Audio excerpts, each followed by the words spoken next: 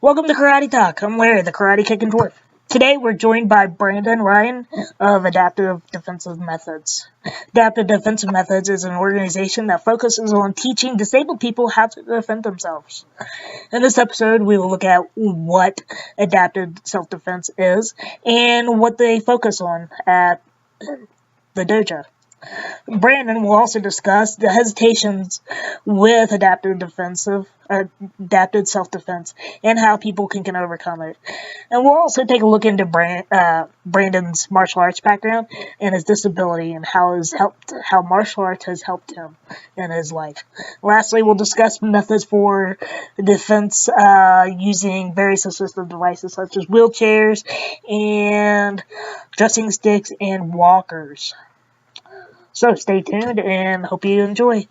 Thank you. The call will be recorded. I guess it's gotta let people know that now.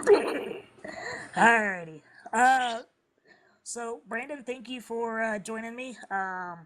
This is one of the first few times that I've done interviews for my website. So thank you for joining me.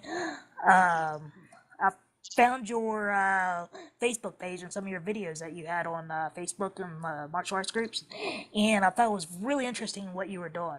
So I was wondering if you could tell me a little bit about adaptive defense methods.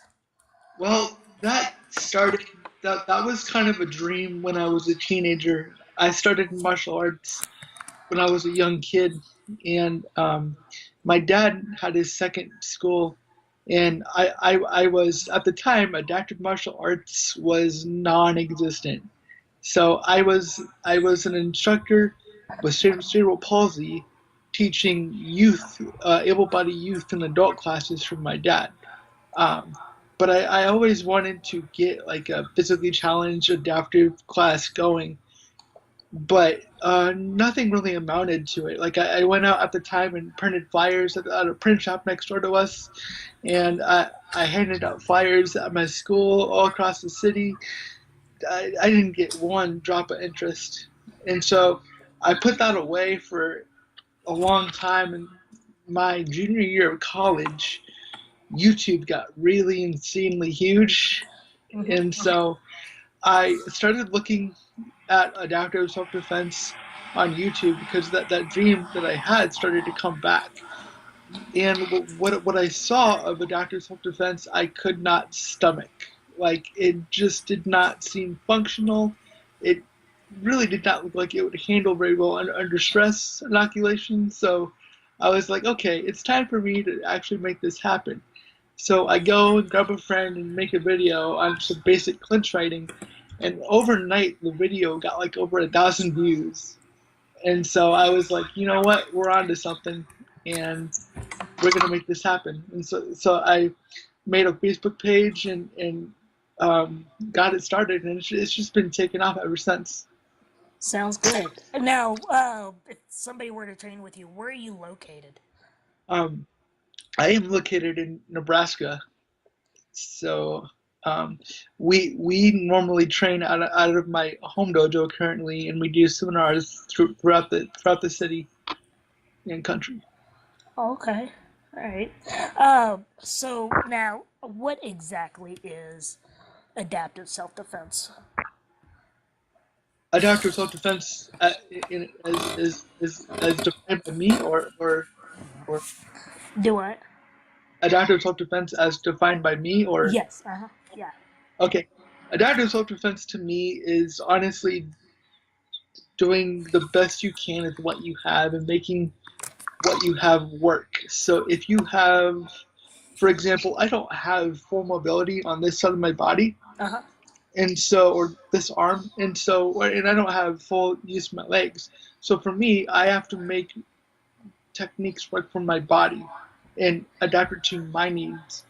I work with people that are visually impaired, and so I have to tailor to their needs and give them methods that apply to them. And I think it's really just applying to whatever is in front of you in life. Okay. That makes sense. Yeah. Now, the other day when we were speaking online, you mentioned something about hesitation when it comes Yeah, to adaptive self-defense. Now, what is the hesitation, and how do you overcome the hesitation? that's a really good topic. I think I post videos in like a cerebral palsy website forum on Facebook, and the comments that I've received are basically saying I could never defend myself because of this factor or this factor or this factor. But I wonder of how many of those people that make those comments have actually tried and actually got into a dojo or a training facility, touched hands with an instructor that's qualified, and worked on stuff and adapted techniques and have actually gotten in there in in the pressure cooker and found out whether they could or they couldn't, you know. So I think the hesitation is just out of fear and insecurity. You really have to push past it and understand that until you try something, you're never really going to know what you can do. I know the feeling when it comes to that. When I was younger, I never thought I could do judo.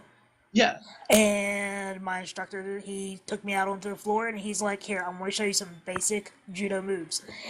And I grabbed a hold of him. I did exactly what he said. It yeah, didn't matter that I was, only 3 feet tall and he was yeah, 6 feet tall.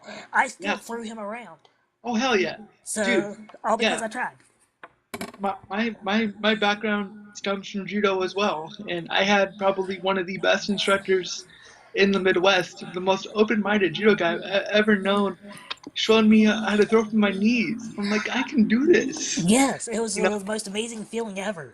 Right? Yeah.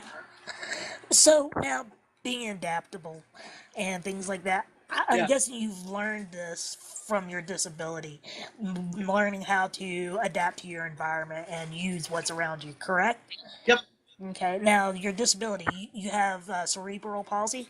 Yes. Can you Yes. give me a little bit of background on what it is and how it affects you?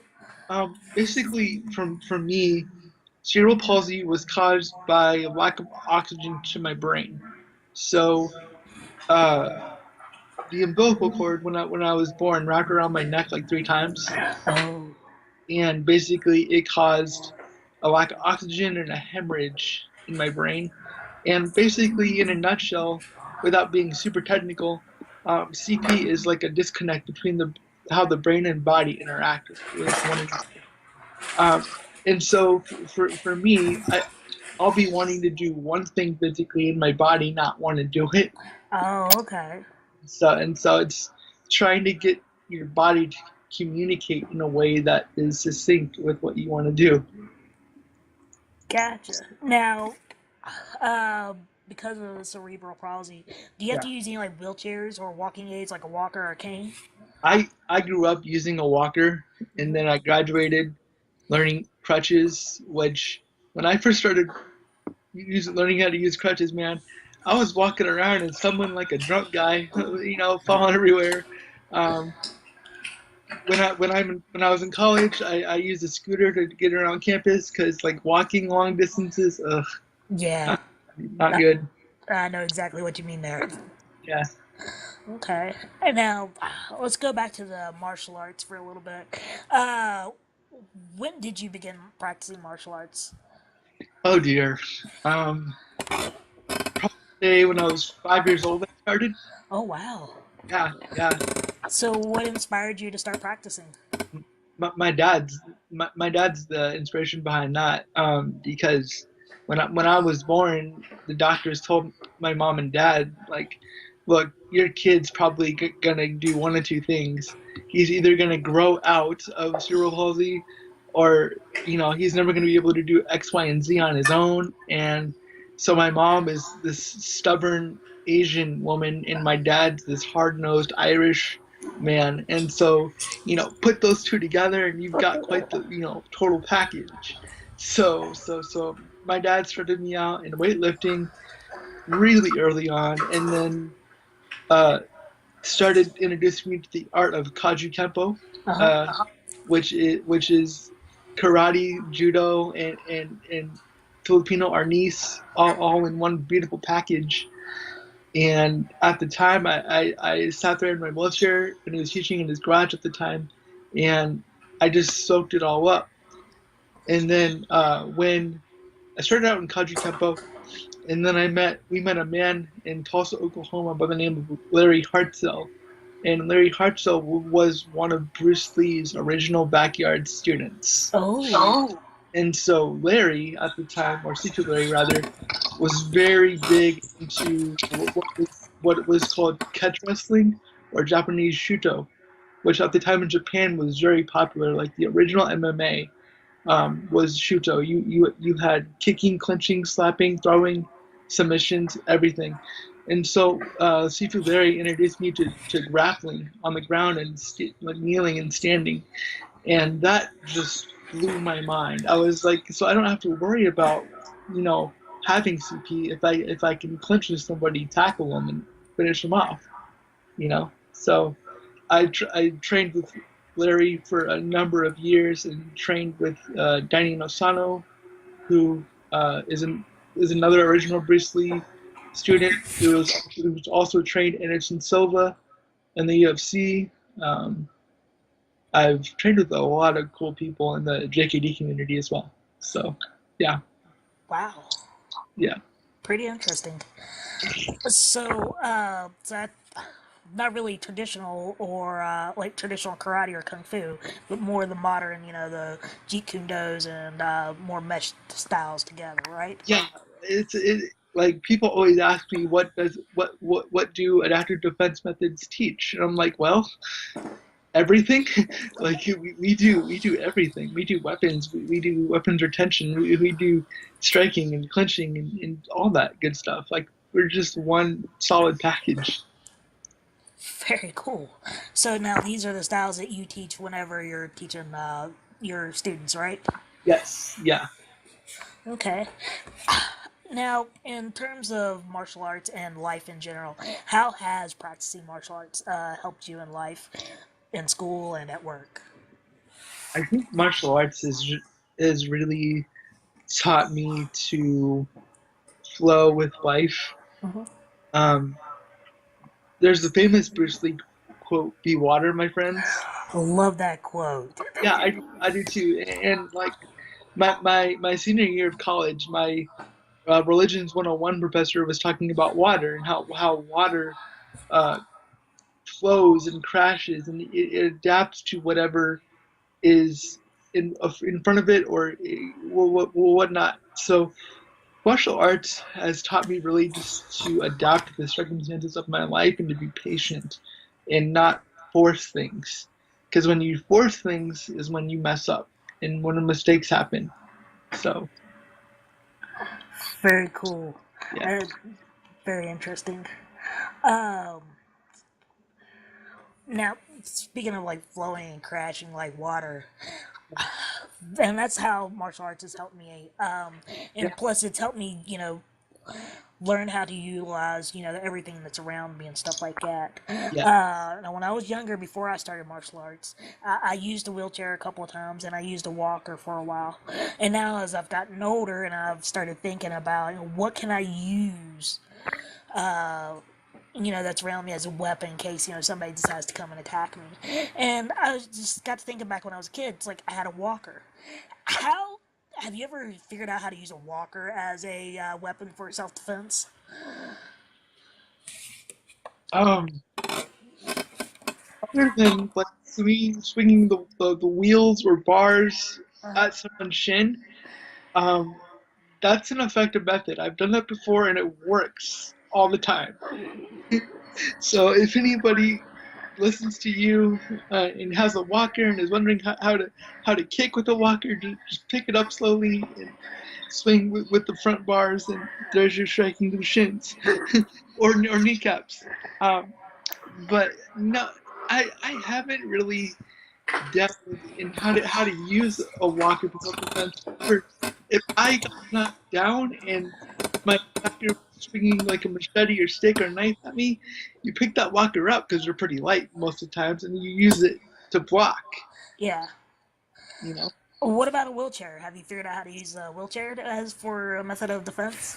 I actually I teach people how to use a wheelchair to apply painful submissions. Oh.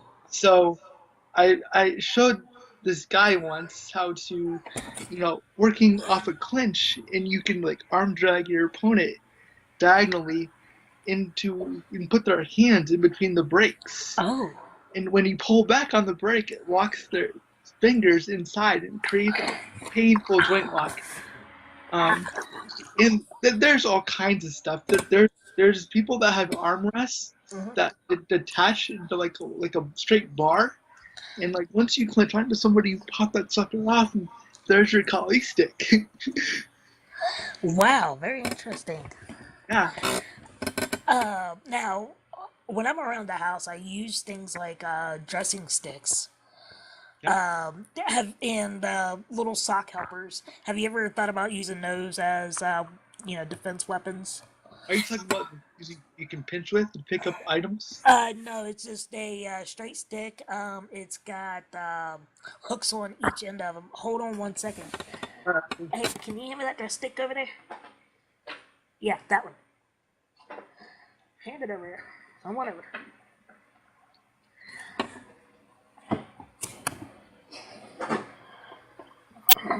Thank you very much. Alright, hopefully this will... Okay. Yeah. Yeah. So, I mean, that can be your standard, collie type weapon, and with the hook on the end, like, or even that can be used to stick in someone's face, or that little hook on the other end can be a nice little grappling method. I don't like it. You put it in someone's. I'm not kidding. You put it in someone's nose and you pull, like, or eye or ear or if you can fish, like, yeah. Seriously, just serious. Okay. You got to do what you got to do sometimes. Exactly. Okay.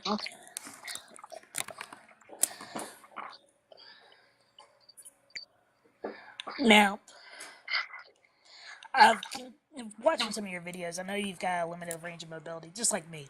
Yeah. And one of the questions that I've been pondering over the years is taking on multiple opponents. Yep. Do you work drills, where there's multiple attackers or anything like that? What do you suggest? I've gotten this question numerous times, and to be perfectly honest, it scares the crap out of me, as it should anybody. I have not worked or drilled the multiple attacker scenario yet, but we need to. Um, I'll just be painfully honest in regard to this issue. If I was ever faced with multiple attackers, I'd get my ass kicked. However, that does not mean I would not go down fighting. I may get on top of one guy and eye gouge and bite and maim that guy until he can no longer function. And I may have to go on to person number 2. But I will take a beating, but that does not mean I will not go down fighting.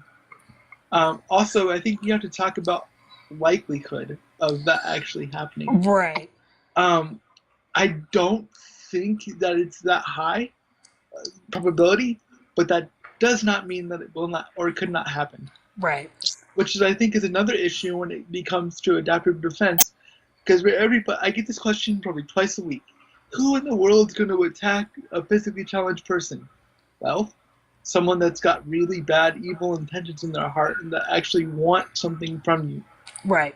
Be it money, or they want to molest a young woman or take advantage of someone. It happens. Or just simply because they can. Yeah. All you got to do is look up the amount of assaults on physically challenged people on Google, and it's pretty staggering, to be honest. Right.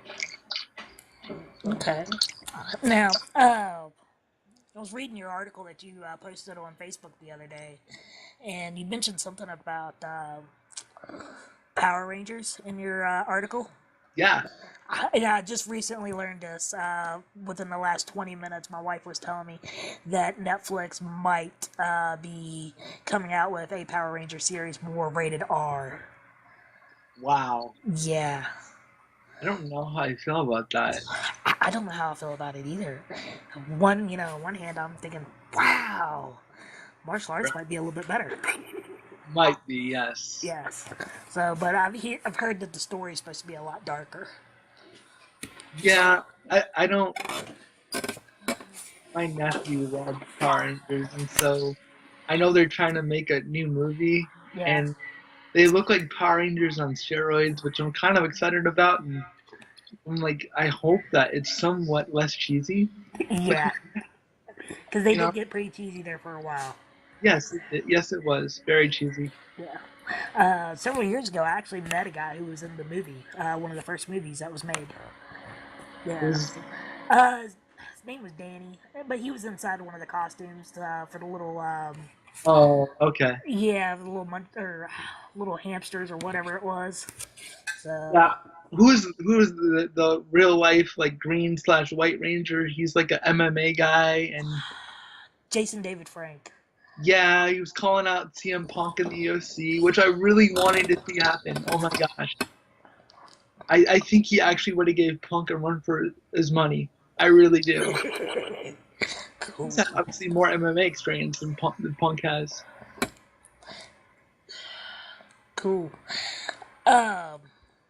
All right. Well, that's pretty much it for all the questions that I've had. Do you have anything for me or anything you wanted to talk about in particular? Um, I guess since we're talking about the issue of multiple attackers, like what are your thoughts on it? Well, the reason why I even asked is when I was taking a traditional jiu-jitsu class, Yeah. the ranking, whenever you go for your brown belt, you have to take on at least two people. And then when you go for your stripe on your brown belt, you take on three people. And then you end up, whenever you get your black belt, taking on four or Ooh. more. And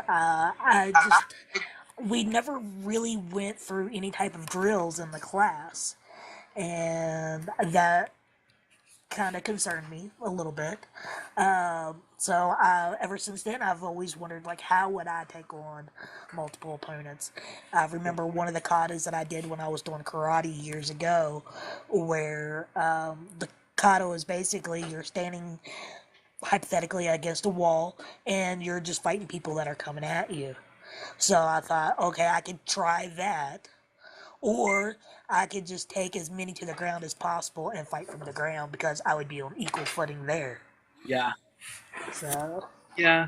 I mean, but I think that's the problem with multiple attackers is you're not gonna be against the wall, and they're not gonna come at you one at a time, so to speak. right. I I don't think there's a magic bullet we could give anybody with in our field to deal with that. I mean, we already deal with high life or death situations to begin with.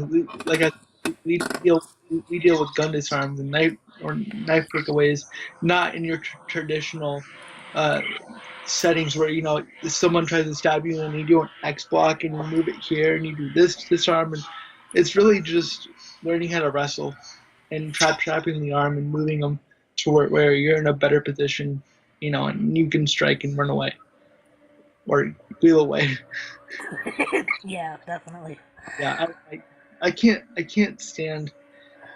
tell you the amount of people that come to our page Uh huh. that don't even read what we're about and leave asinine comments.